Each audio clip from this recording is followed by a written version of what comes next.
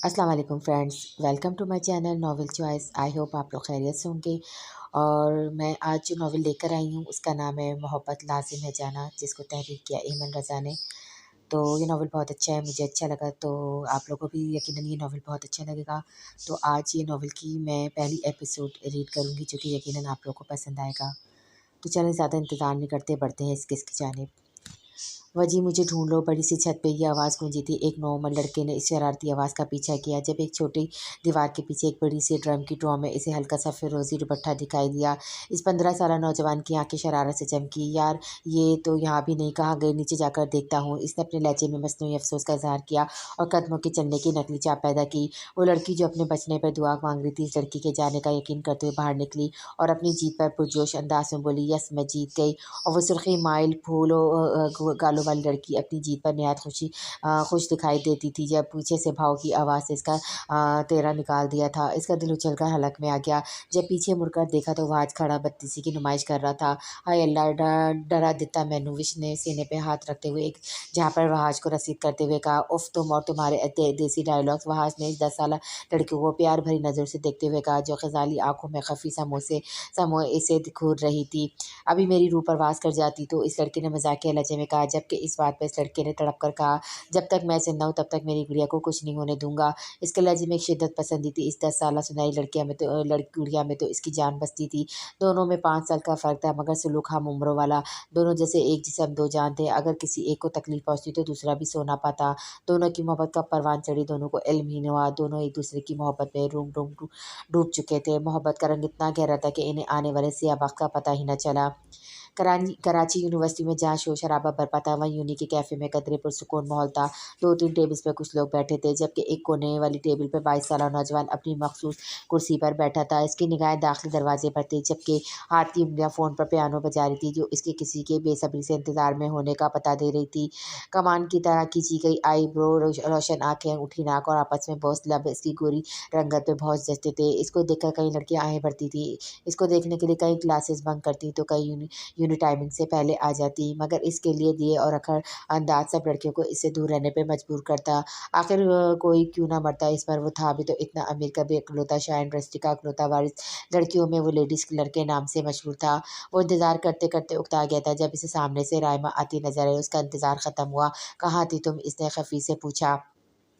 Traffic बहुत है शाहजहाँ, इसने हर बार का बहाना दोहराया। रहमान ने इसकी गाल से गाल मिस करते हुए कहा, शाह को इसका ये बेबाक अंदाज पसंद तो नहीं था, मगर इसकी मोहब्बत समझकर नज़रअंदाज कर देता। रहमान लड़कियों को जेलिस करने के लिए शाह के हाथ में हाथ डालकर बैठ गई। बोलो ना शाहजहां, इतनी अर्जेंट क्यों बुलवाया, इसने बज़ाहिर बेताब लहजे में पूछा, जबकि शाह सनसी फैलाते हुए बोला, तुम्हारे लिए एक सरप्राइज़ है। अब शाह की आंखों में मखसूस चमक थी, जो खास मौक़ों पर ही नमूदार होती थी। क्या है, जल्दी बताओ ना। चौंकी तो वह तब, जब शाह ने अपनी पॉकेट से मखमल की छोटी सी डिबिया निकाली।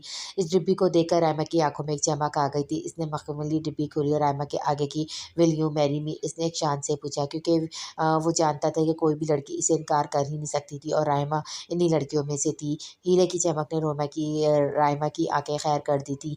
यस, इसने फौरी तौर पर सारी लाया, मबादा कहीं वो हीरे की अंगूठी वापस न रख ले। शाह के चेहरे पर फाताना मुस्कुराहट छप दिखलाई। इसने डिब्बी में से रिंग निकाली, रायमा के कोमल हाथ में सजा दी। नाजुक सी हीरे की अंगूठी रायमा के हाथ को चार चाँद लगा रही थी। कैसी लगी, शाह ने मोहब्बत से पूछा। अच्छी लगी, लेकिन मुझे यकीन है कि तुम मुझे मुँह दिखाए पे इससे भी महँगा तोहफ़ा दोगे, जो मेरे शान शान होगा। रायमा ने रवौने से बालों को एक अदा से झटकते हुए कहा। इसकी बात सुनकर शाह एक पल को ठटका। रायमा ने शाह के चेहरे पे हैरानकुन तासुरात देखा, फ़ौरन अंगूठी की तारीफ़ की। शाह जो इसकी बात सुनकर चौंका था, इसकी तारीफ़ करने पर वो ख़्याल ज़हन से झटका। क्या रायमा भी इससे लालच की वजह से शादी कर रही है? दिमाग में ख़्याल आया, लेकिन दिल ने फ़ौरन इसकी नफ़ी की है। वो इस पल में खो गया, आने वाले लम्हों से अनजान। तुम यहाँ बैठो, मैं तुम्हारे लिए पानी लेकर आता हूँ। रेहान ने अपने 6 साल जुड़वा भाई अयान को देखा। ने कहा, जो देखने में हूबहू इस जैसा था, बस आंखों का रंग मुख्तलिफ था। रेहान की आंखें स्याह घूर थी, जबकि अयान की आंखें पूरी थी। गौर से देखने वाला बस इनमें फ़र्क कर सकता था। रेहान जितना ज़हीन था, अयान इतना ही एहसास। रेहान हमेशा इसका बड़े भाइयों की तरह ख्याल रखता था। दोनों में बहुत सी लड़ाइयाँ होती, लेकिन अगर एक दुखी होता तो दूसरा इसे खुश करने के लिए हर जतन करता। जितनी वो दोनों लड़ाइयाँ करते थे, इतनी एक दूसरे पर जान छिड़कते थे। जो वाज़ेह फ़र्क इन दोनों में नज़र आता था, वो था अयान का डिसेबल होना। वो दाएँ टाँग से ठीक से चल नहीं सकता था। इसे चलने के लिए सहारे की ज़रूरत पड़ती थी। इसलिए वो लेग क्रचेस, जो इसकी आधी टाँगों से बंधी होती थी, पहनता था। इसमें भी वो लड़खड़ा कर 1-2 कदम ही चल पाता। इसे फिर भी किसी के सहारे की ज़रूरत पड़ती थी, जो रेहान बखूबी बनता था। अब भी रेहान ने इसकी सिंगी बेंच पर बिठाकर पानी लेने गया तो कुछ बड़े लड़कों ने अयान को घेर लिया। ओए फुटबॉल खेलोगे हमारे साथ? इनमें से एक 10 साल के उम्र का लड़का बोला। दूसरा फौरन बोला, ये तो लंगड़ा ही कैसे खेलेगा? इसकी बात पर सारे लड़के खिलखिलाकर हंस दिए, जबकि अयान की आंखों में मोटे मोटे आंसू चमकने लगे।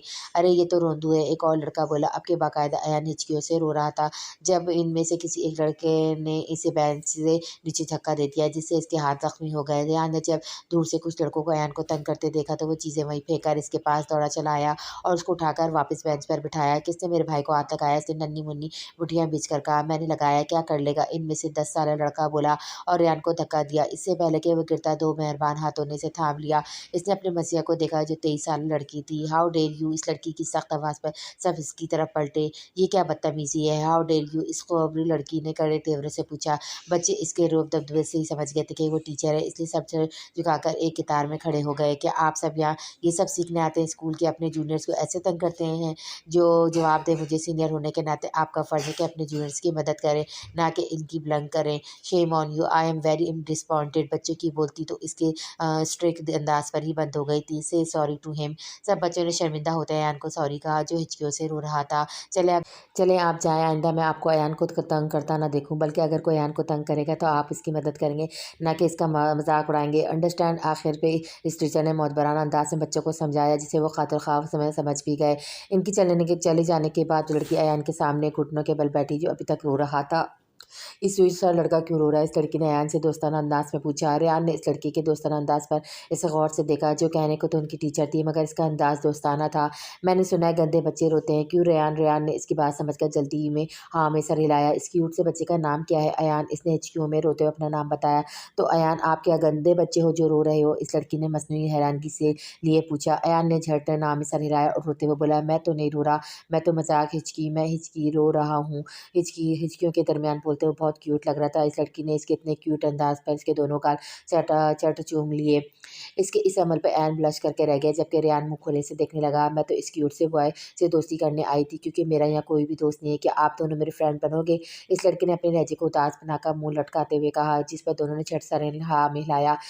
रवेंजल, अयान ने इसके लंबे बालों को देखते हुए कहा। इसे नए लक़ब से नवाजा था और लड़की इसकी फ़िदा फ़िदा अंदाज पर खिलखिला उठी। अयान तो बहुत ब्रेव है ना, तो आइंदा आपने कभी भी रोना नहीं है। इस लड़की ने इसे साथ लगाते समझाया। अगर मुझे फिर से किसी ने तंग किया तो? इसने मासूमाना अंदाज में पूछा। इसके लहजे में खौफ अलकुरे ले रहा था, जिसे देखकर इस लड़की को बहुत दुख पहुंचा। तो फिर हम मिलकर इन्हें डिशुम डिशुम कर देंगे। इसके अंदाज पे तीनों खिलखिलाकर हंसिए और यहाँ से तीनों की दोस्ती का आगाज़ हुआ था और तीनों ही नहीं जानते थे कि ये दोस्ती इन्हें कहाँ ले जाने वाली थी।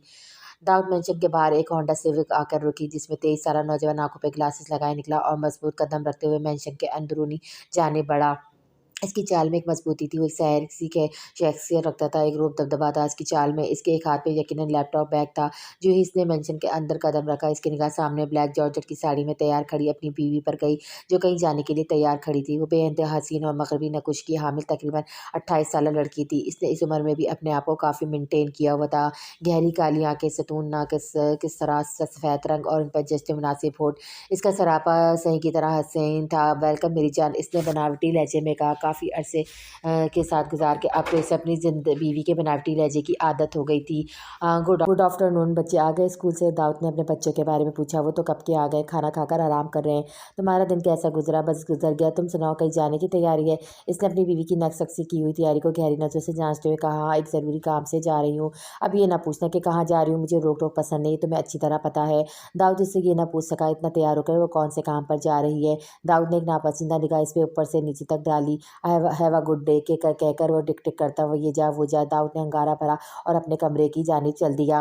वो थकी हारी दोपहर को 4 बजे घर लौटी थी। बस बदल के आने तक इसकी हिम्मत जवाब दे गई थी। जब इसके थके हारे कदमों को भाभी की तेज आवाज़ ने ब्रेक लगाई। लो आ गई महारानी सैर सपाटे करके। वो इसकी स्कूल की जॉब को सैर सपाटे ही कह रही थी, जबकि वो ये भूल गई थी कि वो अपना पेट भरने के लिए जॉब करती है और इसकी नौबत इन्हीं की वजह से आई है। इसके माँ बाप के गुजर जाने के बाद इसके चारों भाइयों ने जो इस पर जुल्म ढाए थे, वो तो खुदा ही जानता था, या वो इनकी बात पर कान धरे बगैर अपने कमरे में चली गई, चादर उतार कर एक जगह रखी और किचन में अपना खाना बनाने चली गई। जब इसने फ्रिज खोलनी चाहिए तो फ्रिज को ताला लगा देकर वो जितना हैरान होती इतना कम था। शिद्दत गम से इसकी आंखों में आंसू आ गए। भाभी इसके पीछे ही चली आई। भाभी ये क्या तरीका है? क्या हमने क्या किया? तुम्हारे भाई इतनी मुश्किल से कमा कर लाते हैं और वो हम तुम पर लगा दें? वाह भाई वाह वाह। भाभी हाथ नचा नचा कर बोली। बाकी भाभी अभी शोर सुनकर आ गई थी और उन्होंने भी बड़ी भाभी की हाँ में हाँ मिलाई। वो जल्दी में अपना खाना लेकर आना भूल गई थी और आज फिर से इसकी रात फाके में कटनी थी। भाभी आपने मुझसे मेरे भाइयों को दूर किया। मैंने आपसे कुछ नहीं कहा। आप मेरे खिलाफ भाइयों के कान भरती रही। मैं फिर भी चुप रहती हूँ। ना आप मुझे अपने बच्चों को प्यार करने देती हैं, ये भी ठीक है। आपकी वजह से मुझे नौकरी करनी पड़ी ताकि मैं 2 वक़्त का खाना खा सकूँ और अपने भाइयों पे बोझ ना बनूँ। और कितना गिराएँगे आप लोग? आप शायद ये भूल रहे हैं कि अल्लाह ज़ालिम की रस्सी दराज़ करता है। डरें इस वक़्त से जब अल्लाह आपकी रस्सी खींचेगा और आपके हाथ पछतावे के अलावा कुछ नहीं आएगा। ओ बीबी, ये लेक्चर जाकर किसी स्कूल के बच्चों को देना। 2 डिग्रियाँ क्या ले ली? सर चढ़कर बोल रही है। भाभी इसकी बात को किसी खातिर में न लाई। इसे धक्का देकर किचन से निकाल दी। इसने एक रब भरी निगाह आसमान की तरफ उठाई और अल्लाह से सब्र मांगा। अल्लाह तो तमाम दिलों का हाल जानता था। आज कई दिनों बाद वजी इससे नाराज़ हुआ था। इसकी तो जान पर बन गई थी, इसलिए वो सुबह से वजी के पीछे लगी थी। इसको मनाने की तकवतु कर रही थी। इसकी तो भूख प्यास सब भूल गई थी। वजी भी तो इस बार सख्त खफा हुआ था। वजह ये थी विश के बाल कटाना, जो वजी को लंबे ही पसंद थे, लेकिन हमारी तीखी मिर्च को लंबे बालों से सख्त उलझन होती थी। जब भी वो ईद के से एक दिन पहले अपने बालों को स्टेप कटिंग और ब्लो ड्राई करवा आई, जबकि वजी इसकी इस हरकत पर सख्त नाला था। जब भी सुबह से मुकम्मल बाइकआउट थी। अब तो विश सब छोड़ छाड़ कर सू करने में मसरूफ़ थी और रात का खाना भी गोल कर गई थी। तब जाकर वजी को अपनी स्वीट सी मनकुहा पर तरसाया जो सुबह से भूखी थी। जी हाँ, मनकुहा, क्योंकि वाज साहब का अपनी गुड़िया के बगैर गुजारा जो नहीं था, सो घर वालों ने इन्हें रिश्ते अज़वाज में बांध दिया। तुमने खाना क्यों नहीं खाया? वाज ने बखफ़ी भरे अंदाज में सर्जिश की। इसमें मेरा भी ही कसूर इसमें भी मेरा ही कसूर है। खुद लाड साहब सुबह से मुँह फैलाए घूम रहे हैं और कहते हैं क्या हुआ? विश ने सूसू करते इसकी नकल उतार के दिखाई, जिस पर वाज को हँसी तो बहुत आई मगर कंट्रोल कर गया। तुम्हें जब पता है कि मुझे तुम्हारे लंबे बाल पसंद है तो तुमने क्यों कटवाए? इसका मतलब तो यही है कि तुम मेरे बात को अहमियत नहीं देती। खुद तो नहीं, खुदा के लिए वजी ऐसा मत कहो। मैं तो खुद से ज़्यादा तुम्हारी बात को अहमियत देती हूँ। फिर तुम्हें ऐसा क्यों लगा? विश तो तड़प ही उठी थी इसके इस दास लहजे पर। तुम्हें पता है वजी, मैंने अपने नाम के साथ तुम्हारा नाम कब सुना था? पता है ना? ये तो मुझे खुद भी मालूम नहीं हुआ कि कब मैं बाबा की गुड़िया से वाज की गुड़िया बन गई और उसकी पसंद मेरे लिए मायने रखने लगी। देखो मुझे क्या, तुम्हें मुझ में कुछ मेरा नज़र आता है? वाज ने इसको गौर से देखा। नहीं ना, अब तो मैं रूम-रूम तुम्हारे अंग में रंग चुकी हूँ। सही तो कह रही थी वो। इसने वहाज के मुताबिक अपने आप को ढाल लिया था। वाज ने इसे जानिसार कर देने वाली नज़रों से देखा। विश इसके ऐसे देखने पे गड़बड़ाई। इसे ऐसे क्या देख रहे हो? इसने नज़रें इधर-उधर घुमाते हुए पूछा। ये कि अब चचा जान से रुखसती की बात कर लेनी चाहिए। विश के चेहरे पे एक दम कौज़े क़ज़ा के रंग फैल गए, जिनको देखते वाज ने इसके ये रंग हमेशा रहने की दुआ की थी। विश ने गला खंगारा। चलो चल के खाना खाओ। वाज इसलिए उठा। मतलब नाराज़गी ख़त्म? विश ने ग़ज़ाली आँखें टपटपाते पूछा। हाँ, हाँ, ख़त्म। तुम तो मेरी बात ही मत मार देती हो। वाज ने इसके आगे हाथ जोड़ते हुए कहा। एक बात कहूँ? विश ने बड़े प्यार भरे अंदाज़ से कान में सरगोशी की। हाँ कहो। वाज ने इसके प्यार भरे अंदाज़ में कुर्बान हुआ। इसने झुक कर कहा। अल्लाह ना हत मार दे, ए अल्लाह ना लत मार दे, ए जदू ना मार दे, ए बंदे दी मत ही मार दे।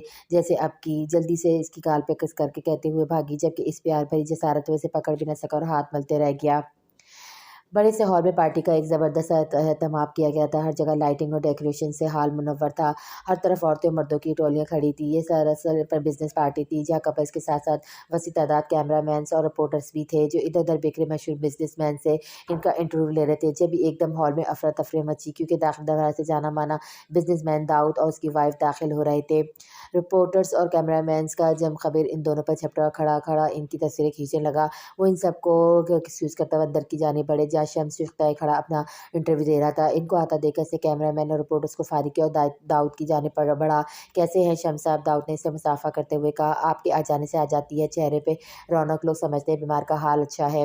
इसने एक नज़र दाऊद और एक गहरी नज़र इसके साथ खड़ी बीवी पर ऊपर से नीचे तक डालते हुए कहा, जो कि दाऊद को ज़ब्त कर के कड़े मनाज़े पर ले गई। कैसा लगा आपको पहला ऑर्डर? हार शम्स चुग़ताई ने तंज़िया लहजे में दाऊद से पूछा। ये तो तुम भी जानते हो और मैं भी कि ये अवार्ड तुमने कैसे जीता है, क्योंकि मैं तुम्हारी तरह लोगों को खरीदता नहीं हूँ। दाऊद के लहजे में ना जलन थी, ना ही हसद। वो बस पुरतश लहजे में बोला। शम्स जल-भुन कर रह गया। इतनी मेहनत करके भी वो दाऊद के चेहरे पर एक शकन तक ना देख सका।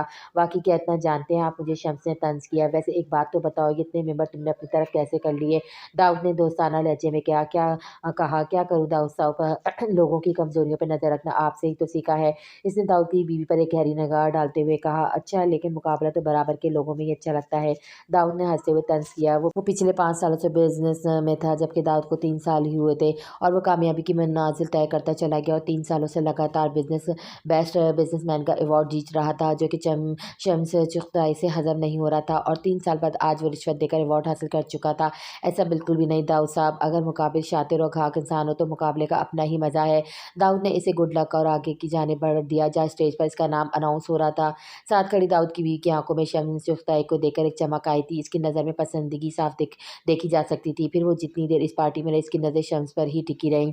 जब से वाज ने सुना कि विश ने इसके नाम की मेहंदी लगाई है, वो तभी से इनके लॉन्च में बुरजमान इसका इंतज़ार कर रहा था। बजाए तो वो चाचू और अपने कज़नों के दरमियान मौजूद था, मगर इसकी नज़रें विश को तलाश कर रही थी। मगर इस ज़ालिम ने अपनी एक झलक भी नहीं दिखाई थी। इसकी बेताब नज़रें इधर से उधर से तलाश करती, मगर नाकाम लौट आती। आखिर चाचू को इस पर रहम आ गया और बोले, बरखुदार विश ऊपर जाओ, शायद तुम इससे मिलने आए थे, मगर हम तुम्हें मिल गए।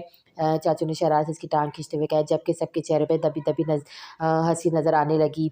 वो जल्दी से उठा और शर्मिंदा सा सर खुजाया, फिर ऊपर की जानिब दौड़ खड़ा हुआ और ऊपर चढ़ते हुए उसने एक पिलर के पीछे सुनहरी आंचल देख लिया था। इसकी रफ्तार में तेज़ी आई, जबकि इसकी रफ्तार में तेज़ी देख कर ऊपर का पोर्शन छन छन की आवाज़ से गूंज उठा। वो यकीनन विश की पायल की आवाज़ थी। कभी वो एक पिलर से दूसरे पिलर तक जाता है, लेकिन उसके पीछे फरार होकर निकल जाती। विश, मैं आखिरी दफ़ा कह रहा हूँ, बाहर निकल आओ वरना तुम्हें सज़ा मिलेगी, इसने मसनूई गुस्सा होते हुए कहा। कभी नहीं, इसकी शरारती आवाज़ गूंजी। अच्छा जी, तो ऐसी बात है, इसने मुँह पर हाथ फेरते हुए कहा। वो एक पिलर तक गया और जब विश के इसके पीछे से फुर्ती से गुजरने लगी, इसने फ़ौरन बिना मुड़े इसका एक हाथ पकड़कर खींचा और पिलर के साथ लगाया और इसके दाएं-बाएं बाजू रख के इसके जाने की राह मुस्तरद कर दी। अब बताएं मैडम, कहाँ जाने की तैयारी है? मुझसे छुप रही थी, वाज ने आईब्रो अचकाते हुए पूछा, जिसके जवाब में इसने बुरा सा मुँह बनाया और उसे अपने पकड़े जाने का अफ़सोस था। अब मुझसे छुपने की सज़ा तो मिलेगी ही। वाज ने विश को गहरी नज़रों से देखते हुए कहा। इसके इस तरह देखने पर उसे लपटाई और इधर-उधर देखने लगी। वाज विश के नज़दीक हुआ, इतनी कुर्बत में विश का चेहरा सुर्ख हो गया, माथे में पसीना चमकने लगा और हथेलियाँ नम हो गई। इसने कहा, देखी थी वहाज की इतनी गुर्बत, विश की तो हालत ही पतली हो गई। वहाज, इसने डरते डरते इसका नाम लिया और अपने सूखे होठों को ज़बान से तर किया। विश की इस हरकत पर वहाज की नज़रें विश के गुलाब जैसे लबों पर टक गईं, जिससे विश की जान पे जान आई थी। विश ने फटाफट अपने होठ पीस लिए। इसकी इस मासूम हरकत पे वहाज अपनी मुस्कुराहट ज़ब्त करके रह गया। वो इसके और भी करीब हुआ, इसके माथे पर लब रख के इसे मुअत्तर किया। विश ने शर्माकर पलकों की चलमन गिराई। इसकी आंखों की नज़ाकत देख के इसने बारी बारी इन दोनों पर लब रखे और कहा, कयामत ख़ेज़ हैं आँखें तुम्हारी, तुम आखिर ख़्वाब किसके देखते हो? इसने पश्तो ज़बान में इसकी आँखों की तारीफ़ की। वहाज ने इसके रुख़सार देखे जो शर्म व हया से तप उठे थे और उनको बारी बारी चूमा। सो देख के तेरे रुखसार वल्लभ लहजे यकीन आया कि फूल खिलते हैं गुलजार के अलावा भी। विश की हालत तो ऐसी थी कि काटो तो बदन में लहू नहीं। वो खड़ी भी वहाज के सहारे थी, अगर वो छोड़ते तो यकीनन गिर जाती। इसका चेहरा लहू छिलकाने को हुआ था। अब वहाज की नज़र इसकी सुर्ख होठों पर थी। अब इसका सब जवाब दे गया था और इसने नरमी से इसके लोगों की नरमाहट को समेटा। विश ने इसके कॉलर जगड़ ली। कुछ देर बाद जब वाज ने इसकी जान बख्शी तो वो गहरे गहरे सांस भरने लगी। वाज ने इसकी मेहंदी भरे दोनों हाथ पकड़े और अपने नाम की मेहंदी पर लप रखे और उनको अपने सीने पर रखा। तुम दुनिया का अनमोल तोहफ़ा हो मेरे लिए। अगर कोई मुझसे पूछे कि ज़िंदगी क्या है तो भला तकौफ़ कहूँगा। विश, मेरे दिल की धड़कनों का दिल का क्या कि वक़्त यहीं थम जाए, जहाँ इसके और वाज के अलावा कोई ना हो। मगर वक़्त थोड़ी ना किसी के लिए रुका है जो इसके लिए रुकता। रेहान और अयान अपने बाबा के साथ बैठकर नाश्ता कर रहे थे जब इनके बाबा को इनकी गैर मामूली खामोशी महसूस हुई। क्या बात है मेरे टाइगर्स, आज बहुत खामोश हैं? इसने अपना लहजा बशाश बनाते हुए कहा। रेहान ने एक नज़र अयान को, जो कुछ ज़्यादा ही अफसरदा नज़र आ रहा था, इस पर नज़र डाली, फिर अपने बाप को देखा। डैड, आज मदर्स डे है। रेहान उदास सा बोला। इस बात पर कुछ देर के लिए खामोशी छा गई। माहौल में बस छुरी और कांटों की टिक टिक की आवाज़ आने लगी। जब इसके बाप ने खामोशी को तोड़ा, कहा, आज हम लोग फनलैंड चलेंगे। इसने अपने बच्चे को खुश करने के लिए कहा। डैड, हमारी मम्मा क्यों नहीं आए? क्यों नहीं है? अयान ने रोते हुए दरियाफ़्त किया।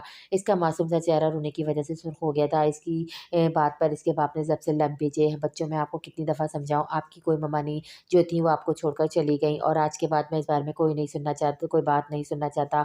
इसने थोड़ी सख्त लहजे में कहा और नाश्ता छोड़कर उठ गया। इसने अपने दोनों भाइयों का माथा चूमा और लैपटॉप उठाकर चला गया। मैंने तुम्हें कहा था ना कि डैड से इस बारे में बात ना किया करो, डैड परेशान हो जाते हैं। रेहान ने अयान को टपकते हुए कहा और वो सूं-सूं करता दोबारा अपने नाश्ते में मगन हो गया।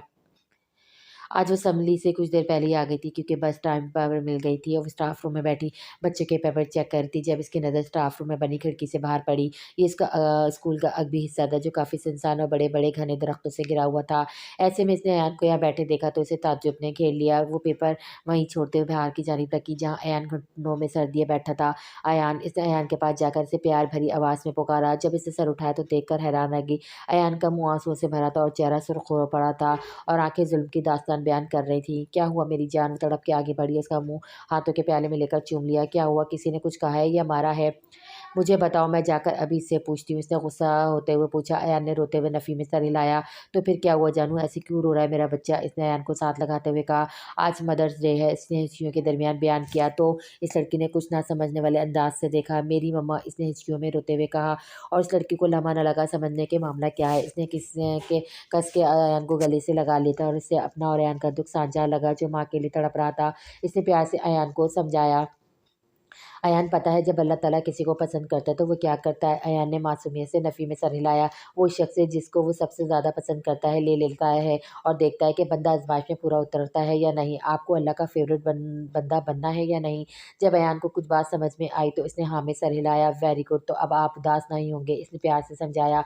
लेकिन जब मुझे मम्मा की याद आएगी तो मैं क्या करूँ? इसने भुलपन से पूछा। तो आप, इसने सोचने वाले अंदाज में अपने मुँह पे उँगली रखी, जिससे अयान को हँसी आ गई। तो आप मुझसे बात कर लेना, मगर मेरे पास तो आपका नंबर ही नहीं है। इसने फिर से उदास होते हुए कहा। तो मैं आपको अभी ही दे देती हूँ, इसने चुटकी बजाते हुए कहा और इसे अपना नंबर लिखकर दे दिया। अयान नंबर पाकर ऐसा खुश हुआ जैसे कारून का खजाना हाथ लग गया हो। वो बच्चा और उसके नन्हे ख्वाब, वो लड़की इन बीचों बच्चों से अटैच होती जा रही थी। इसे खुद भी इल्म ना हुआ, जो आगे जाकर इसके लिए परेशानी का बायस बनने वाला था। दाऊद स्टेज पर डांस के सामने जाकर खड़ा हो गया, जहां इसने कैमरामैन से सवालात के लिए बुलाया था। जब एक रिपोर्टर ने सवालात का आगाज़ किया, दाऊद साहब, आप ये प्रोजेक्ट हार गए, जिसकी वजह से business man of the year का अवार्ड शम्स साहब को मिला। इसके बारे में आप क्या कहना चाहेंगे? वेल, मैं शम्स साहब को मुबारकबाद देना चाहूँगा। दाऊद साहब, ये अवार्ड 3 साल से आप जीत रहे हैं, इस दफ़ा ये आपको नहीं मिला, इस बारे में आप क्या कहना चाहेंगे? एक साफ़ी ने सवाल किया। इसके लबों पर दिलकश मुस्कुराहट ने बसेरा किया। मेरा ये मानना है कि जो चीज़ जिसके नसीब में है, इसको मिलकर रहती है। सो ये अवार्ड शम्स साहब के नसीब में था। सर, ये अवार्ड आपको क्यों नहीं, शम्स सर को क्यों मिला, ये आप भी जानते हैं और मैं भी, इसलिए इस बात को यहीं ख़त्म करना चाहूँगा। सवालात के इस माथे पर एक भी शिकन ना थी। सर, आखिरी सवाल, सर ये ग्रैंड प्रोजेक्ट आपको नहीं मिला, इसका आपको क्या नुकसान होगा? इस सवाल के सुनते इसके चेहरे पे एक फातहाना मुस्कुराहट उभरी, जैसे किंग मेकर को इसी सवाल की उम्मीद हो। वेल, मैं ये कहना चाहूँगा, इसमें मेरा नहीं बल्कि इस मुकाबिल कंपनी का नुकसान है, जिसने मेरे साथ पार्टनरशिप नहीं की। तो क्या ये गुरूर नहीं हो गया? एक सहाफ़ी ने तंज़ किया। आप कैसे कह सकते हैं कि मुकाबिल को नुकसान हुआ है? ये तो आने वाला वक़्त ही बताएगा, जब इस कंपनी को लॉस होगा, क्योंकि इसके प्रोडक्ट्स का मेयार ज़्यादा देर टिक नहीं पाएगा। जब इनको पता चलेगा कि मवाद ख़ालिस नहीं, तब तक बहुत देर हो चुकी होगी। सो नुकसान मेरा नहीं, सामने वाले का है। सारे लोग तालियाँ पीटने लगे। वो ये कहते हुए शुक्रिया अदा करके स्टेज से उतरा। हाँ, हॉल में जैम हो गया, होना शुरू हो गया। वो फाताना चाल चलते हुए बीवी के साथ हॉल से निकलता चला गया। पीछे शम्स के दिल में भांबड़ चलने लगी और उसने दाऊद को बर्बाद करने का पक्का इंतज़ाम कर लिया। अब देखना ही एक वक़्त क्या चाल चलता है। वो शाम को घर के सारे बर्तन धो देने के बाद जब बिस्तर पर लेटकर आराम करने लगी थी कि बड़ी भाभी दनदनाती हुई अंदर आई। क्या इसकी ज़िंदगी में सुकून लिखा भी था? इसने अर्श की जानिब निगाह उठाते हुए देखा। तुम्हारे भाई तुम्हें बुला रहे हैं। खैरियत? इसने हैरत से पूछा, क्योंकि इसे ज़रूरत के वक्त ही याद किया जाता था। ओ बीबी, चलकर देख लो, तुम्हारी नौकर नहीं कि तुम्हें पैगाम पहुँचाती रहूँ। भाभी ने तो लगता था अंगारे चबाए हुए हैं और दुपट्टा लेते हुए भाभी के पीछे चलती। जहाँ लॉन्च में इसके सारे भाई वो जवान थे और भाभियाँ भी इनकी रहनुमाई में बैठी थीं। वो इन सबको इकट्ठा बैठा देखकर दिल में आलतू-फालतू का व्यर्थ करते आगे बढ़ी, क्योंकि जब भी सब इकट्ठे बैठते थे तो शामत हमेशा इसी की आती थी, चाहे इसकी गलती हो या ना हो। अब भी वो लज़रती हुई आगे बढ़ी और पूछा, जी भाई, आपने बुलाया? बड़े भाई ने अंगारा भरा और बात शुरू की। हम सब ने मिलकर तुम्हारे लिए फ़ैसला किया है, इसको आसान ख़ता हुआ है। कैसा फ़ैसला? इसने डरते हुए पूछा। हमने तुम्हारी शादी ही करनी है इसी महीने के आखिर पर। महर का वजूद सन्नाटों की ज़द में आ गया। क्या ना चाहते हुए इसका लहज़ा कँपाया। टाँगें भी लरज़ने लगीं, बल्कि उन्होंने तो उसका बोझ उठाने से इनकार कर दिया था, जिसकी वजह से वो दम से ज़मीन पर बोझ हुई। फ़िज़ा में जैसे ऑक्सीजन की कमी हो गई थी। इसने साँस लेने के बावजूद भी नहीं आ रहा था, गले में आँसू का गोला अटक के रह गया। इसमें इतनी हिम्मत नहीं थी कि अपनी ज़ात के लिए आवाज़ उठा सके। क्यों आखिर क्यों? क्या आप सब लोगों ने ऐसा आखिर इसने हिम्मत करके बोल ही दिया। क्यों? अब ना करते तो कब करते? क्या हमेशा तुम्हें घर में बिठा कर रखेंगे? लोग तरह-तरह की बातें बनाते हैं। भाभी ने हाथ नचा-नचा कर कहा। महर का दिल खून हुआ, ये जानते हुए भी कि मेरी शादी हो चुकी है। इसकी आवाज़ के बाद हर जगह सन्नाटा छा गया। कोई कुछ बोल ना सका। रात के सा रात के 8:30 बजे का वक़्त हो रहा था। दाऊद की बीवी अभी तक शम्स की पर्सनैलिटी के ज़ेरे असर थी। दाऊद, तुम भी शम्स की तरह अमीर कबीर हो सकते हो, मगर तुम्हें अपनी सौ कल्ट इज़्ज़त अज़ीज़ है। इसने नखुद से कहा। तुम ऑक्सफ़ोर्ड से डिग्री लाए हो और अभी तक शम्स से कम हैसियत रखते हो। बीवी की ज़बान दराज़ी पर दाऊद का गुस्सा और तनाव बढ़ता जा रहा था। मैं जो कुछ भी हूँ वो मेरी मेहनत का नतीजा है, और जो कुछ वो है वो इसकी चालाकी और रिश्वत का नतीजा है। यही कहना चाह रहे हो ना? तुम इसकी बीवी ने इसकी बात मुँह से झपट ली। तुम इस तरह थर्ड क्लास औरतों की तरह ज़बान के जौहर दिखाती हुई कितनी बुरी लग रही हो मुझे, काश ये मैं तुम्हें बता सकता बिना कोई बहस किए जल्दी चलो, हम पार्टी के लिए लेट हो रहे हैं। इसकी बीवी बुरे-बुरे मुँह बनाते इसके पीछे चल दी। आज फिर वाश अपनी विश से मिलने छत पर आया था। चाँदनी रात पर फुसू माहौल में दोनों कमर से कमर टिका आसमान को रात की चादर ओढ़े देख रहे थे। दोनों में मैंने क़याजी खामोशी जारी थी। "वजी तुम मुझसे कितनी मोहब्बत करते हो?" विश ने अपने लहजे में इश्तियाक लिए पूछा। वजदान ने इसके इश्तियाक अम्मी इस लहजे पे मुस्कुरा दिया। फिर बोलना शुरू हुआ। इतनी जितनी फरहाद को शीरी से, पुन्नू को सिस्सी से, मजनू को लैला से, रांझे को हीर से, महनवाल को सोनी से। इसका लहजा मोहब्बत से लबरेज़ था। इतना कि विश कई बार सदके वारी जाती, लेकिन इसकी इस मिसाल पर वो तड़प उठी और मुड़कर इसका चेहरा हाथों की प्याली में भरा। मगर इन सब की मोहब्बत को तो ज़वाल था। इसके लहजे में खौफ पनपा था। इनमें से कोई भी अपनी मोहब्बत को ना पा सका था। हाँ, लेकिन इनकी मोहब्बत तो अमर थी। ना मगर फ़िक्र मत करो, हमारे प्यार को ज़वाल नहीं, हम जल्द एक हो जाएँगे। इसकी बात पर वो पुरसुकून होते हुए विश ने अपना सर इसके कंधे से टिका दिया, जिसे वो प्यार से सहलाने लगा। दूर खड़ी किस्मतें इनके इस यकीन पर मुस्कुराई थी। अब किस्मत को क्या मंज़ूर था, ये तो वक़्त नहीं बताना था। अयान और रेयान डाइनिंग हॉल में बैठे अपना होमवर्क कंप्लीट कर रहे थे जब अयान ने थक कर टेबल पर अपना सर रखा और पेंसिल और किताबें छोड़ दी। "क्या हुआ अयान?" रेयान ने अपने लहजे में फ़िक्र समय पूछा। "मुझे रिविज़ल की याद आ रही है," अयान ने उदास लहजे में अपना मामला बयान किया। "तो अब हम क्या करें? अब तो हम इनसे मिल भी नहीं सकते, रात का वक़्त है," रेयान ने परेशानी से कहा। "तो हम इन्हें कॉल करते हैं ना," अयान ने चहकते हुए कहा। मगर कैसे? हमारे पास तो उनका नंबर ही नहीं है," अयान ने मुँह बनाकर कहा। "अरे है ना, आज उन्होंने मुझे अपना नंबर दिया था क्योंकि वो मुझे तुमसे ज़्यादा पसंद करती हैं," रेयान ने फ़खरिया लहजे में कहा। "मुझे भी वो तुम्हारे जितना ही पसंद करती हैं," ऐन ने मुँह बिगाड़ते हुए कहा और दोनों पुरजोश लहजे में इससे कॉल मिलाने दौड़े। इसके लिए ये यकीन कराना इंतहाई मुश्किल था कि जो भी अभी इसके भाइयों ने कहा वो सच भी था या नहीं। वो भला अपने शौहर की जगह इतनी जल्दी किसी और को कैसे दे सकती थी और वो भी वो शौहर जिससे इसे इंतहा की मोहब्बत थी। ये हमारा आखिरी फ़ैसला है, अब ये तुम पर निर्भर है कि तुम इसे कितना मानती हो, क्योंकि बाबा जान की भी यही ख़्वाहिश थी। अगर यकीन आए तो उनका ख़त पढ़ लेना। बड़े भाई ने इसे ख़त पकड़ाते हुए कहा, जिसे झट से मुट्ठी में भींचा और अपने कमरे की तरफ भाग गई। अंदर आकर वो अपने बाबा का खत पढ़कर फूट-फूट कर रो दी। वो नहीं चाहते थे कि इनकी बेटी दुखों के बखेरे में रहे, तभी इसके लिए अच्छे रिश्ते की ख्वाहिश कर बैठे। आज रात भी इसकी आँसुओं में कटनी थी। श शम्स जुग़्ताई अपने किसी मीटिंग के सिलसिले में रेस्टोरेंट आया था, जहाँ इसने वापसी पर दाऊद की बीवी को एक टेबल पर तना बैठे देखा।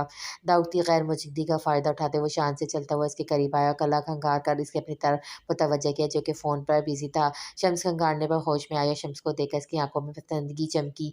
में आए शम्स ने चेयर खींचकर इसे बैठने की इजाज़त माँगी। या श्योर, इसने अंदाज़े दिलबराई से कहा। शम्स से मुलाकात का मौका वो किसी तरह भी गँवाना नहीं चाहती थी। शम्स की नज़रें इसके गहरे गले पर थी, जो इसने झुकते हुए ज़रा और दिखाया। "कैसी हैं मिस दाऊद?" शम्स ने इसका हाथ पकड़कर इसे बूसा देते हुए कहा। "बिल्कुल ठीक," इसने इतराफ़ करते हुए कहा। "वैसे माफ़ कीजिएगा, आप जैसी खूबसूरत लड़की दाऊद जैसे खुशमिज़ाज बंदे के साथ सूट नहीं करती। आपके लिए तो कोई आपकी तारीफ़ बयान करने वाला होना चाहिए, जो आपकी सही कदर करता और दाऊद को देखकर लगता नहीं कि वो आपके हुस्न की सही कदर करता होगा।" शम्स ने अयानाना लहजे में इसके हाथ के पुश को नरमी से चलाते हुए कहा। अपने हुस्न की यूँ तारीफ़ होते देखकर वो मुस्कुराए और बेबाक लहजे में कहा, "मुझे भी किसी ऐसे ही की तलाश है जो कि मेरी कदर करे, मेरी ख्वाहिश को अव्वलीन तरजीह दे," जो कि दाऊद देने से रहा। इसने नखुश से कहा, "अभी भी ऐसे बहुत से लोग हैं जो आपके एक इशारे के मुंतज़िर हैं।" शम्स ने इसे करीब होते हुए कहा, "ज़रा अपने इर्द-गिर्द देखें। क्या मैं ये समझूँ कि आप मुझे शादी की ऑफ़र कर रहे हैं? अगर आप मुझे इस काबिल समझे तो मुझे अपनी खुशनसीबी पर यकीन आ जाएगा।" शम्स अपना काम इतनी आसानी से होता देखकर शैतानी मुस्कुराया। "अगर तुम मेरा दाऊद से ज़्यादा ख़्याल रखोगे तो मैं इस बारे में सोच सकती हूँ," इसने अपने बालों को झटकते हुए कहा। "क्यों नहीं, तुम्हारे लिए तुम्हें कुछ भी कर सकता हूँ।" और वो शम्स जिसे अमीर और शोहरत याफ़्ता शख़्स का ही साथ चाहती थी, इसलिए इसने सालों से पहले दाऊद का साथ कबूल किया था। अब जब किसी दाऊद से भी दौलतमंद और खुशशक्ल शख़्स मिल रहा था, वो क्यों ना करती। वो तो इस वक़्त खुद को हवाओं में उड़ता महसूस कर रही थी। अब इसे जल्द से जल्द दाऊद से जान छुड़ानी थी। "बाबा, लोग सच क्यों नहीं बोलते, झूठ क्यों बोलते हैं?" छोटी-सी लड़की ने अपनी बाबा की गोद में बैठते हुए पूछा। "क्योंकि बेटा सच बोलना मुश्किल होता है और झूठ बोलना आसान है, इसलिए लोग झूठ ज़्यादा बोलते हैं। लेकिन सच बो बोल दो दु बोलना दुनिया में जितना मुश्किल है, वो हमारी आखिरत इतना ही आसान करता है। जबकि झूठ हमारी आखिरत ख़राब कर देता है, इसलिए कभी झूठ से काम ना लेना, बल्कि हमेशा सच बोलना," इसके बाप ने प्यार से सर थपकते हुए कहा। वहाँ जब घर में दाखिल हुआ तो देखा सब परेशान हाल खड़े थे। दरमियानी भाभी ने विश पे अपना सोने का लॉकेट चोरी करने का इल्ज़ाम लगाया था, जबकि भाई सख्ती से इस पे बास-पुरस कर रहे थे। बड़े भाई ने इसका हाथ सख्ती से झंझोड़ा हुआ था, जो कि दर्द की शिद्दत से लाल हो चुका था। विश का चेहरा आँसुओं से भरा हुआ था और वो रोते हुए अपनी बेगुनाही का यकीन दिला रही थी, मगर किसी को इस बात पर यकीन नहीं था, सिवाय इसके माँ-बाप के, जो बेटियों को शांत करने में लगे थे। पास ही बड़े ताया-ताई भी खड़े थे। भाई मेरा यकीन करें, मैंने कोई लॉकेट नहीं चुराया। दर्द के मारे से बोला भी नहीं जा रहा था। थप्पड़ से इसका मुँह सुर्ख हो चुका था, जिसने वाज की सब्र का पैमाना लबरेज कर दिया था। इसको इस हालत में देखकर वहाज के दिल पर घूसा पड़ा था। फ़ौरन से बेशतर वहाज भाई और विश के दरमियान खड़ा हो गया कि ये क्या तरीका है बहनों से बात करने का। वहाज दौड़ा और साथ ही विश को एक हाथ के हल्के में लिया, जैसे इसकी निढाल बना हो ढाल बना हो। अगर तुम्हें पता चल जाए कि इसने चोरी की तो तुम क्या करोगे? वहाज ने इन पर एक तमस्खराना निगाह डाली। मुझे अपनी विश पर पूरा यकीन है, वो ऐसा कभी नहीं कर काम नहीं कर सकती। इसने विश को अपनी मोहब्बत का मान बख्शा था। क्या आपने एक दफ़ा भी अभी कमरे में चेक किया या ऐसे ही इस पे इल्ज़ाम लगा दिया? रूबीना ने देखा है कमरे में नहीं है, बड़े भाई ने अपनी बीवी का नाम लेते हुए कहा। मगर आपने तो नहीं चेक किया ना, तो फिर आप कैसे कह सकते हैं कि चोरी विश ने ही की है? वहाज सद लहजे में बोला, तो तुम्हारा क्या मतलब है? रूबीना झूठ बोल रही है। बड़े भाई तैश में आए, अगर एक बार देख लिया जाए तो इसमें कोई बड़ी बात नहीं। इसके कहने पे सब मुत्तफ़िक नज़र आ रहे थे, सब इसके कमरे में तलाशी के लिए गए थे। बड़ी भाभी का तो साँस ही सूख गया था, इनकी चाल उल्टी पड़ गई थी और तलाशी के बाद लॉकेट कमरे में से ही बरामद हुआ। बड़े भाई शर्मिंदा नज़र आने लगे थे, मगर फिर भी रह बहन से 2 लफ्ज़ माफ़ी के न कहे। विश ने रो-रो कर तबीयत ख़राब कर ली थी, जिसका वाश को दिली दुःख था। आइंदा विश पर इल्ज़ाम लगाने से पहले सोच लीजिएगा कि मैं हर दफ़ा आपका लिहाज़ नहीं करूँगा, क्योंकि जिस पर आप इल्ज़ाम लगा रहे हैं वो बीवी है मेरी। ये तो विश ने ही इसका हाथ पकड़ के इसे काबू किया हुआ था, वरना पता नहीं क्या वो कर गुज़रता। ये तो वाज ही जानता था कि विश को इस हाल में देखकर इसके दिल पे क्या गुज़री थी। वो दिल ही दिल में अपने आप को इसका मुज़रिम तस्वुर कर रहा था, क्योंकि वो पहले ना पहुँच सका और बार-बार विश को हाथ लगाकर देखता था कि कहीं इसे ज़्यादा लगी तो नहीं। इसके इस फ़िक्रमंदाना लहजे और हिफ़ाज़त पर विश ने आँखें आँसू से भर गईं, और ये आँसू दुःख के नहीं बल्कि खुशी के थे, तशक्कुर के थे। वो जितना भी खुद को यकीन दिलाने की कोशिश करी थी, मगर हकीकत चाह कर भी नहीं बदल सकती थी। इसने बारहा अपने पापा का ख़त पढ़ा, मगर तल्ख़ हकीकत इसके आगे भुन-भुलाए बैठ खड़ी थी। इसके पापा ने इसकी आने वाली ज़िंदगी को सँवारने के लिए इससे शादी करने की ख़्वाहिश की थी। वो मर कर भी कभी अपने पापा के एहसानों का बदला नहीं चुका सकती थी, लेकिन ये इसके लिए अपना दिल चीर देने के मुतारिफ़ था। 3 दिन और 3 रातें अश्कों में गुज़ार देने के बाद इसने ये ज़हर भरा घूँट पीने की ठान ली थी। बाबा से आगे कुछ नहीं, इसने बेरहमी से अपने आँसू पोंछे और अगला लाए अमल तय करके अपने बड़े भाई के कमरे की तरफ बढ़ी। अब तो आर या पार होना था। दाऊद काफ़ी दिनों से नोट कर रहा था, इसकी बीवी घर पर तवज्जो सिफ़र थी। वो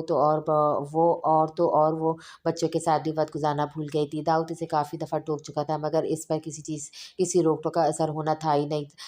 ना हुआ, बल्कि आज तो दाऊद ने वो शर्मनाक मंज़र देखा था कि अब किसी और चीज़ की गुंजाइश ही ब बचती थी। इसकी बीवी किसी और के साथ इतनी शर्मनाक हालत में पाई गई थी।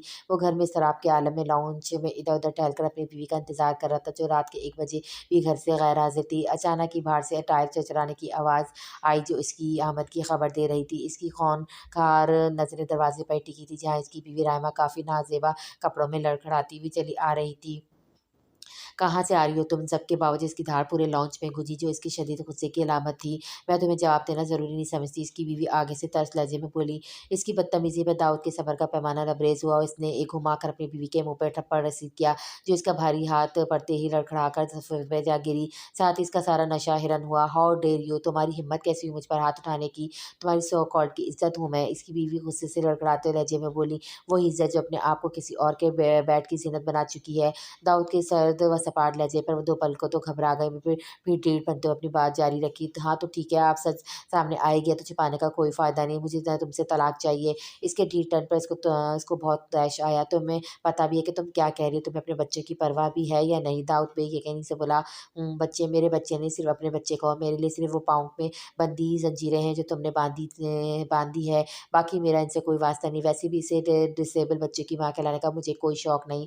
कैसी माँ थी वो, जो सांप की तरह अपने मफाद की खातिर अपने बच्चों को भी रास्ते से हटा देती है। दाऊद को भी बस हुई थी, तभी गुस्से से दहाड़ा, बस बहुत बोल लिया तुमने और बहुत सुन लिया मैंने। खबरदार जो एक लफ्ज़ मेरे बच्चों के बारे में कहा। अरे बेहिस औरत, कम से कम बोलने से पहले ये तो सोच लेती कि सगी माँ हो तुम इनकी, मगर तुम तो डायन हो जो अपने घर ही वार करती है।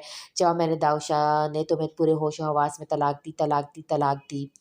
उसे उम्मीद नहीं थी कि दाऊद इतनी जल्दी से तलाक देकर इसका रास्ता साफ़ कर देगा। वो अपने चमकते कल की खातिर अपना आज बर्बाद कर चुकी थी, मगर इसको इसका कोई गम नहीं था। इसको अपनी आने वाली ज़िंदगी चमकती जो दिखाई दे रही थी। हर जगह सन्नाटा छा गया, बिल्कुल किसी बंजर सहरा की तरह। विश के घर इस वक्त उदासी ने डेरे जमाए हुए थे। विश भी किसी कोने में छिपी आंसू भा रही थी जब वहाज इसके पास आया।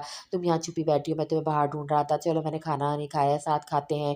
विश ये विजी तुम बाहर जा रहे हो? विश ने इसको बात करते हुए कहा। नहीं, मैंने अब्बू को इनकार कर दिया क्योंकि मैं तुमसे दूर नहीं रह सकता। वजी के लहजे में बेपरवाही थी।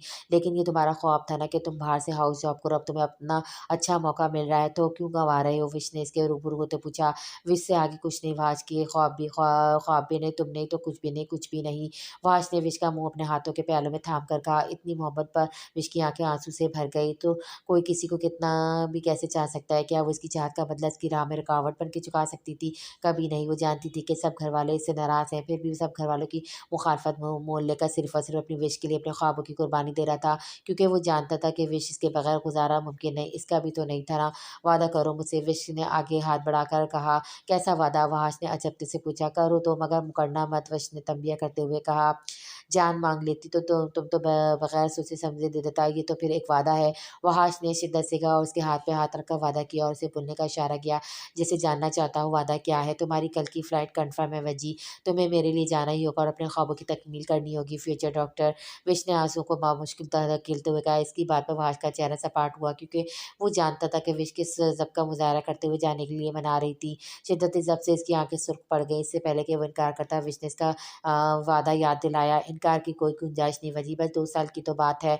2 साल कहते हुए इसकी आवाज़ कँप-कँपाई। 2 साल भी इसे 2 सदियों की मानद लग रहे थे।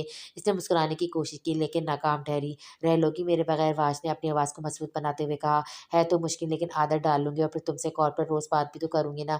2 साल कब गुज़रेंगे ना मुझे पता भी ना चलेगा तुम्हें। बहुत कोशिश के बावजूद भी आँसू का गोला इसके गले में अटकने लगा और वो तेज़ी से वाज के पहलू से गुज़रती चली गई। वो जानती थी कि अब एक लफ्ज़ भी कहने से इसका भरम भरी भरी रेत की तरह मन बिगड़ता चला जाएगा। सो फरार में आफ़ियत जानी। इसे इसने अपने बड़े भाई को शादी के लिए रज़ामंदी ज़ाहिर कर दी और वो तो लगता था इसके इकरार से पहले शादियों की तैयारी में मसरूफ़ थे, जो एक ही हफ़्ते में इसकी सब शॉपिंग और जहेज़ की चीज़ों की तैयारी कर बैठे थे। वो बस साक़त बेजान मूरत बनी इनकी कारगुज़ारी देख रही थी, जो एक मौका नहीं छोड़ रहे थे इससे जान छुड़ाने का। इसकी ताई ने भी तो इसको अपने शौहर के घर रहने ना दिया था, बल्कि मनु उसका धब्बा लगाकर इसे घर से धक्के देकर निकाला। वो इनसे क्या गिला करती जब इसके अपने ही इसे बोझ से गर्दाने थे। फ़ोन इस्तेमाल किए तो इसे कि जैसे कई दिन बीत गए थे। अयान और रेयान के दिन में लातादार कॉल्स के बावजूद वो इनको कोई रिप्लाई ना करती। इससे तो कंघी करने का भी होश नहीं था। कचा के खाना खाना इसकी ज़िंदगी एक कमरे में मुक़य्यद होकर रह गई थी, एक कठपुतली की तरह। वो अपने बाबा के पहलू से लगकर बैठी थी जब मुलाज़िम ने इनके किसी ख़ास मेहमान की आमद के बारे में बताया, जिस पर उन्होंने मुलाज़िम को इन्हें बैठक के बिठाने का कहा। जब गुड़िया के साथ वहाँ पहुँचे तो एक सौ ओबर से नहायत सुर्ख़ और सफ़ेद रंगत वाले हशमत साहब अपने बेटे याया के साथ विराजमान लगे थे। इनका बेटा इनसे भी कहीं ज़्यादा खूबसूरत और दिलकश था। इसकी नेगली आँखों में समंदर जैसी ताज़गी थी। अरे हशमत, तुम? वो खुशदिली से इनसे मिला और उनके बेटे से भी। अरे ये कौन है? हमारी छोटी-सी गुड़िया है। वो शर्मीली सी मुस्कान से इनसे मिली। इधर-उधर की बातों के बाद वो मतलब की बात पर आए। यार, हम तुमसे बहुत कीमती चीज़ माँगने आया हूँ। उन्होंने तनबीह बाँधी। वो कुछ-कुछ तो समझ गए थे मगर इन्हें बात जारी रखने दी, मगर इससे पहले गुड़िया को बाहर भेजना ना भूलें। जाओ गुड़िया, याया को अपना बाग दिखाओ। अपने बाबा की बात पर जल्दी से सर हिलाते हुए याया को लेकर बाहर की तरफ बढ़ी। हम दरअसल गुड़िया को अपनी बेटी बनाने आए हैं। हशमत साहब की बात पर वो ज़रा परेशान हुए। मेरे लिए बहुत खुशकिस्मती की बात है, लेकिन इनके बीच में रुकने पर वो बेताब हुए। लेकिन क्या? उन्होंने बेचैनी से दरियाफ़्त किया। गुड़िया का निकाह बचपन में ही हो चुका है। वो भी मेरे भाई के बेटे के साथ बहुत प्यार करता है मुझसे। इनकी वज़ाहत पर वाक़ई दुःख हुआ। वो एक अच्छी लड़की गँवा बैठे थे। ओहो! इन्हें यकीनन मायूसी हुई थी। कोई बात नहीं, अल्लाह नसीब अच्छे करे। उन्होंने खुशदिली से दुआ दी और वो वाक़ई ज़िंदा दिल थे।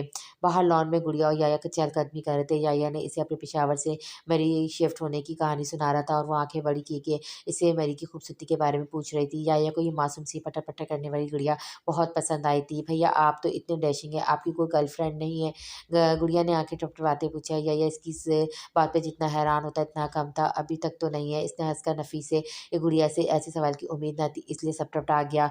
भैया, आप तो लड़कियों से भी ज़्यादा शर्माते हैं। गुड़िया ने इसके सुर्ख रंग के देखते हुए खिलखिला कर कहा। ठहरो, तो मैं अभी बताता हूँ, इसने मसनूई संजीदगी से कहा।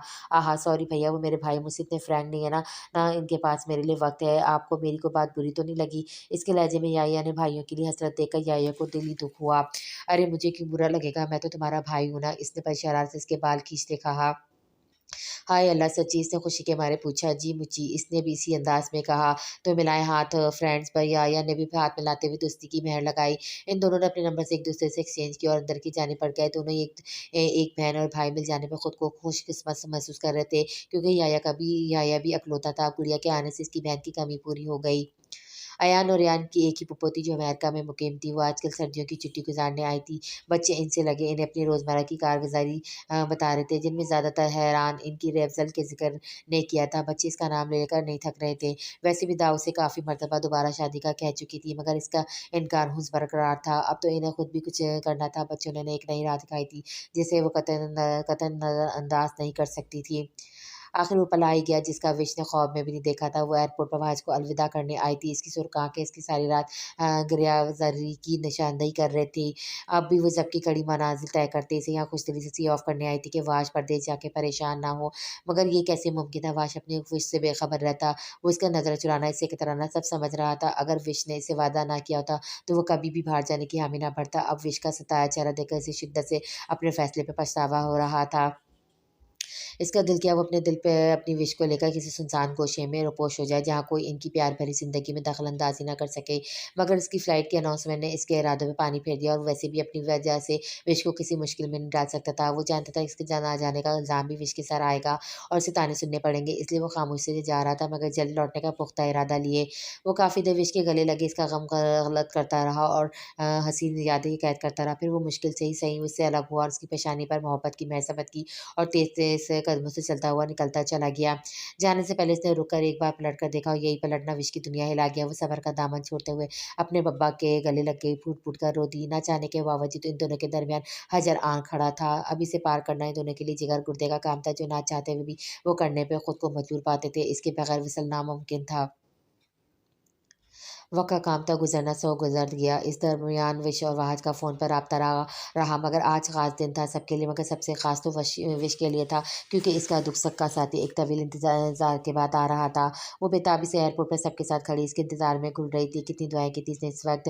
वो सामने से आता देखकर इसकी बेचैन रूह को सुकून मुयस्सर कर गया। इसकी रूह का करार जो आ गया था, सबसे मिलने के बाद इसके सामने खड़े होते इसने बेबाक नज़र से देखते हुए इम्तिहान में डाल दिया था। मैंने तो अपना वादा पूरा किया विश, अब तुम्हारी बारी है। इसने विश के सर पर बम फोड़ा।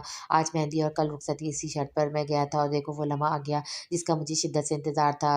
विश नम आँखों से मुस्कुरा दी। इसका ख़याल आज मौज़म बना इसके सामने खड़ा था। वहाँ इसने इसकी परवाह किए बगैर इसे गले लगाया तो वो छप गई।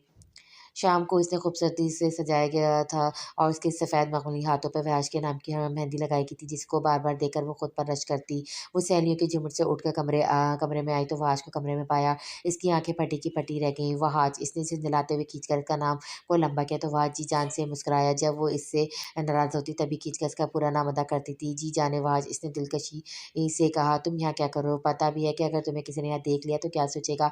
विश ने इसे डराना चाहा, यही कि एक शौहर का अपनी बीवी के बगैर बिल्कुल दिल नहीं लग रहा और वो इसके दीदार के लिए चला आया। हम जांबाज़ आशिक हैं, जाने हम दुनिया वालों से घबराया नहीं करते। इसने विश को बाजू के हल्के में लेते हुए कहा, विश सर पीटती रह गई, ऐसे लग तो बहुत खूबसूरत रही हो मेरे दिल का चैन। वहाज ने कुर्बान होती नज़रों से देखते हुए कहा तो विश पल में हया से सुर्ख हुई। वहाज को उसका ये अंदाज दिलो जान से अजीज था। अभी रुखसती में एक रात बाकी है, कैसे कटेगी ये रात? दिल तो चाह रहा अभी तुम्हें सबके सामने उठा कर ले जाऊँ, मगर हाय ये ज़ालिम समाज। लग तो तुम बहुत हसीन रही हो, मगर एक चीज़ की कमी है, इसने मसनूई संजीदगी से कहा। विश ने इसे नासमझी से देखा तो इसने विश के माथे पर की 10 से लब रखे इसकी और देखते-देखते इसकी नज़रों से ओझल हो गया। अगर और थोड़ी देर रुकता तो सपना सबर खो बैठता। फ़हाश की खुशी का आज ठिकाना नहीं था। वो अपनी मोहब्बत पाकर आज भी कितना खुश था, कोई इससे पूछता। इसका हाल तो इस वक़्त ऐसा था जैसे सारे जहाँ की दौलत का अकलौता हुक्मरान बन बैठा हो। धड़कनें तो इसकी तब-तभी जब शीश को सुर्ख़ रूसी लिबास में पलकें झुकाए अपनी ओर सेज-सेज कर कदम बढ़ाते देखा। वो साक़त-सी अपनी मोहब्बत को यकटके देखा गया। चौंका तो तब जब वो इसके पास पहुँची तो इसने इसका मोमी हाथ थाम कर इसे अपने शाना बशाना खड़ा किया। वो मोहब्बत भरी नज़रों से दुनिया जहाँ बुलाए बस इसी को देख रहा था और विश इसकी नज़रें खुद पर महसूस करके अपने आप में सिमटी जा रही थी। लोगों की तौसीफ़ी और कुछ की हसद भरी निगाहें इन्हीं पर टिकी थीं। वो आज तो इस बात पे मसरूफ़ था कि अपनी मोहब्बत को हमेशा के लिए अपना मुकद्दर बना लेता, मगर क्या हमेशा के लिए? इनका कमरा फूलों से सजाया गया था। विश किंग साइज़ बेड पर अपना कामदार लहंगा चढ़ाए वह जी का इंतज़ार कर रही थी। आने वाले का लम्हात का सोचकर इसकी घबराहट पर थी। दफ्तर रूम का दरवाज़ा खुला और वाज अंदर दाखिल हुआ। विश को यूँ अपने कमरे में इसे अपनी मलकियत का एहसास हुआ। ये एहसास ही खुशगुन था कि इसे अपनी मोहब्बत अपने नाम कर ली थी। वो दरवाज़ा लॉक करता धीरे-धीरे इसकी तरफ बढ़ने लगा। विश को लगा इसका दिल फिसलियाँ तोड़कर बाहर आ जाएगा। वो इसके सामने बैठकर अपनी नज़रों की प्यास बुझाने लगा। फिर कुछ देर बाद अपनी जेब से मखमली डिब्बी निकाल कर इसमें से डायमंड की रिंग बरामद की और विश की मखमली उंगली में पहना दी, जिससे इसके हाथ को 4 चाँद लगा दिए थे। तुम नहीं जानती विश, मैंने इस लम्हे का कितना इंतज़ार किया है, कितना तड़पा हूँ मैं तुम्हारे लिए, और जब आज तुम मुझे मिली तो मैं खुद को दुनिया का खुशनसीब इंसान महसूस कर रहा हूँ। इतनी मोहब्बत में विश की आँखों में आँसू आ गए। अपने वालिदैन के बाद इस प्यारे शख्स ने ही तो सबसे ज़्यादा चाहा था। वाह! खुशकिस्मत आपने, खुशकिस्मत तो मैं हूँ जिसे आपकी सूरत में इस दुनिया में ही जन्नत अता कर दी गई है। कोई मुझसे पूछे तो मैं सबको चीख-चीख कर बताऊँगी, मेरे पास दुनिया का सब कुछ है क्योंकि मेरे पास मेरा वजी है। वहाँ जिसके इतने प्यारे इज़हार पर मोहब्बत पाश नज़र से देखने लगा और आगे बढ़कर इस पर अपनी मोहब्बत की बरसात करने लगा, जिसमें विश खुशी से बहकती चली गई। चाँद इन दोनों की तवील हिजर के बाद मिलन पर मुस्कुराया था। विश और वहाद का हर दिन ईद था, तो हर रात शब बारात वो एक-दूसरे को पाकर मुकम्मल हो गए थे। वो कौन-सी जगह थी जो इसने विश को ना घुमाई हो। वो 1 महीने से वर्ल्ड टूर पर थे, वो 1 दिन पहले ही वापस लौटे थे। वाश थोड़ी देर के लिए भी विश को खुद से दूर ना करता, जबकि विश खुद इसकी आदी हो गई थी। वो इस डेढ़ माह में खुद को दुनिया की खुशकिस्मत तरीन लड़की समझने लगी थी, जिसे इतने प्यारे और मुखलिस शौहर का साथ मुयस्सर था। आज भी विश लाल रंग की साड़ी में लाल रंग के ड्रेस में वहाज की फरमाइश पर रेड लिपस्टिक लगाए वहाज का दिल धड़का गई थी। वो इसे जितना देखता इतना ही कम था, इसका दिल ही नहीं बढ़ता था इसे देखते। आज भी वो लोग डिनर के लिए रेस्टोरेंट गए थे। वापसी पर भाज का वो ध्यान विश पर ही था। "वजी प्लीज़ मुझसे सही से ड्राइव कर रहे हो, मुझे घर जाकर देख लेना।" तो वो खिलखिलाकर हँस दिया। "क्या करूँ यार, तुम्हें देखते दिल ही नहीं भरता, दिल करता आखिरी साँस तक तुम्हें देखता रहूँ।" इसके लहज़े में हसरत थी। "वजी" विश तड़प कर चीखी, "वजी मैं नाराज़ हो जाऊँगी, कभी तो सोच कर बोला करो।" वहाज ने इसके फूले गालों वाला मासूम सा खफ़ी भरा चेहरा हमेशा के लिए अपनी नज़रों में कैद कर लिया। इससे पहले कि वो कुछ कहता विश चीखी, "वहाँ सामने देखो।" जैसे ही वाश ने सामने देखा, एक ट्रक इनके करीब आ चुका था और गाड़ी को जोरदार झटके से हट करता हुआ चला गया। वाश ने देखने में देर कर दी थी। गाड़ी हिट होने की वजह से कलाबाजियाँ खाते कच्चे रास्ते पे जा गिरी। गाड़ी के शीशे बुरी तरह टूट चुके थे, जबकि गाड़ी से धुआँ निकल रहा था। जख्मी विश ने होश खोने से पहले वाश को खून में लथड़े नम आँखों से देखा। कुछ बोलने के लिए इसके लब फड़फड़ाए, मगर इसे लगा ही लबों से आहिस्ता-आहिस्ता जान निकल रही हो और उसका ज़हन मुकम्मल तारीकी में डूबता चला गया।